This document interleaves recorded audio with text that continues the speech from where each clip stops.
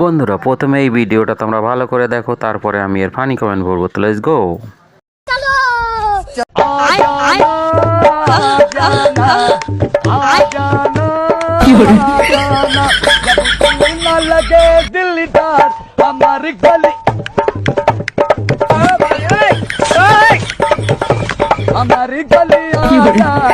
तो चलिए शुरू करते हैं। বিহারে এই সব সম্ভব?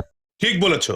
ভাইরাল হওয়ার জন্য তোর অভাব ছিল, নিজের ইজ্জত নষ্ট করে দিলি লাল্লুরাম। রেলওয়ে সব থেকে বড় পাগল মনে হয়। বেকারত্বের ফল। বলেন কি? এবার উত্তরপ্রদেশেও এই রোগ চলে এসেছে।